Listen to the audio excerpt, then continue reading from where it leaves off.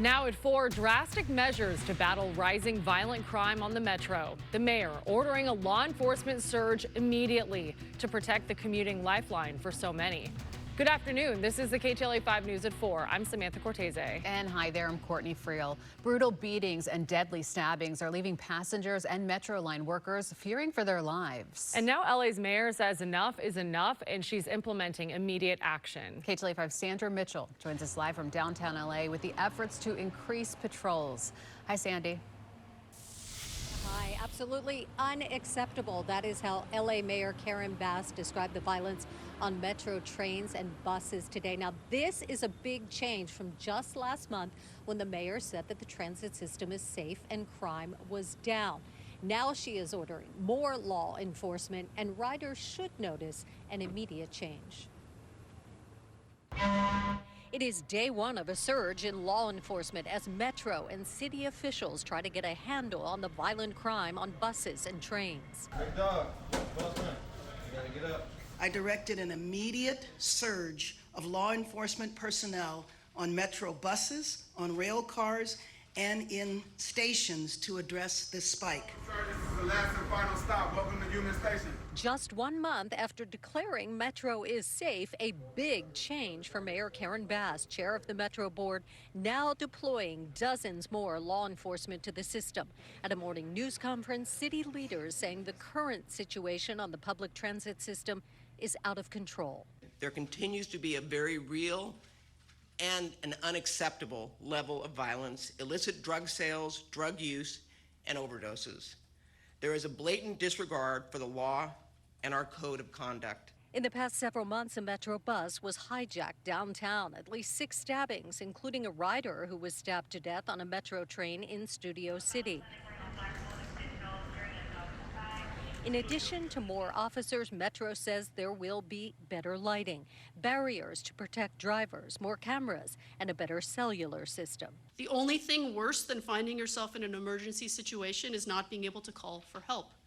In 2024, there is no reason this should be an issue, and yet we know there are dead zones in our system. Riders we talked with say they are constantly harassed by transients. Homeless, schizophrenic, and mentally people. Guillermo Fierro says he's been riding LA public transit for 30 years and recently noticed a decrease in law enforcement. They used to come on the spot. They were tough, but used to come on the spot whenever they would call the police. 2 big international events coming here to LA over the next few years. 2026, we've got the World Cup events, and then in 2028, of course, the Summer Olympic Games. We know that visitors from other countries are used to public transportation that is efficient and safe and clean. So will LA Metro be ready? We're going to take a look at that coming up in the 5 o'clock hour. For now, live at Union Station, I'm Sandra Mitchell. Back to you, Sam and Court. Sandy, thanks. We'll see you at 5. Elsewhere this afternoon, the family of a teen who was beaten by a group of people in Watts say he was attacked while celebrating his 15th birthday. They shared this photo with us, and we have to warn you, it is disturbing. Take a look. This picture shows Jason Rios at the Harbor UCLA Medical Center. His family tells us he remains in critical condition, but he is able to now breathe on his own again. The attack happened Tuesday at the Habit Burger Grill at Freedom Plaza. According to his family, he was out with his friend having a burger for his birthday when he was just randomly attacked. I don't want these people to get away with what they did, because there's definitely cases where prosecution or the police don't have enough evidence against them and they just want to drop the charges. And you can't drop something like this because it's his life and his life matters. Anyone with information on the attack is being asked to contact the LAPD. Then there's this. A woman is attacked jogging along the Santa Monica Strand, dragged by her hair to a nearby bathroom by a homeless man with a criminal record. Several witnesses intervened in the attack and called police. KTLA's Carlos Saucedo is live in Santa Monica, where he spoke with concerned residents and visitors. Hi, Carlos. Ladies, good afternoon. The victim survived this awful attack, and it happened on this popular bike path behind me here in the city of Santa Monica. Witnesses say that the suspect in this case, a homeless man, attacked her from behind, pulled her by the hair, and attempted to drag her into the public restroom. What was supposed to be the start of a beautiful beach day in Santa Monica Monday morning quickly turned violent. Police say this man brutally assaulted a woman near the Bicknell restrooms. The victim, a Venice resident, was jogging southbound on the beach path when police say the suspect, Malcolm Ward Jr., grabbed the woman from behind by her ponytail and dragged her toward the public restrooms, where he tried sexually assaulting her. It happened after 7 a.m. on Oceanfront Walk, where many joggers hit the beach path. Very concerning, being a woman who might come out here alone. It's very terrifying. I don't even want to think about it because this scares me. I usually walk alone. This woman asks us not to show her face, but says she's seen an uptick in violent crime in recent years. It's very scary and sad, or actually shocking, but not so surprised. The attack happened near Santa Monica's most iconic attraction, where tourists flock from all over the world. It's appalling that anyone should feel unsafe in their own space, in their own city, and I feel really sorry for that woman. Police say the 48-year-old suspect is homeless and his attack thwarted by witnesses. He was arrested on site and is now being charged with felony counts of kidnapping, assault with intent to commit rape, and violation of parole. The incident is the latest alarming assault on women in the area. Last month, 2 women were sexually assaulted while walking along the Venice canals. Their alleged attacker was also a transient arrested in San Diego. It's scary, totally scary, and I don't think the government is doing enough. They let it go too far, in my opinion, and now, what do we do?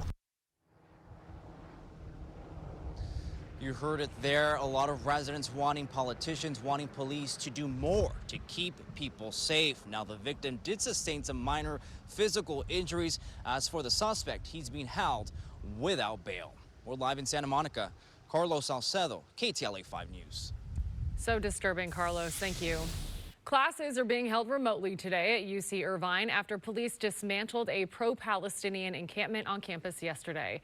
The school says 50 people were arrested and cited for failing to disperse after a direct police order. Some were booked for trespassing. Police moved in Wednesday, breaking up the 2-week-long protest after officials say activists took over a school building on campus and barricaded themselves inside a lecture hall at one point. The university declared the demonstration an unlawful assembly. Cleanup continued today with no major disruption, but some students were taken aback by the turn of events.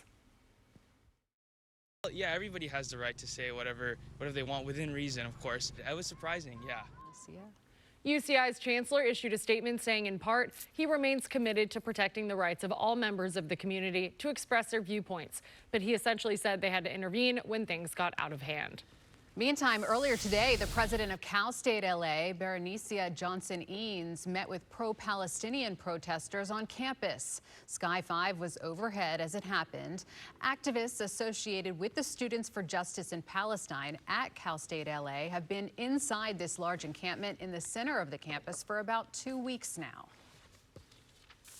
A union representing about 48,000 academic workers in the UC system has voted to give the union's executive board the ability to strike at any time. Union members say they believe the University of California mishandled the pro-Palestinian demonstrations at UC campuses, specifically at UCLA, where counter-protesters attacked a pro-Palestinian encampment for several hours without police intervention. The vote does not guarantee a strike.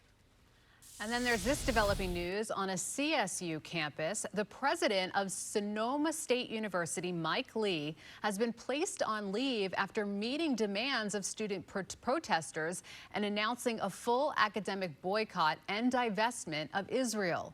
In a post on the CSU website, the system's chancellor commented that the school president was taken off the job for his, quote, insubordination. Lee later admitted that he made the announcement without consulting with the proper channels. The school has not said how long Lee will be on leave for. There's much more to come on our Ktla 5 News at 4.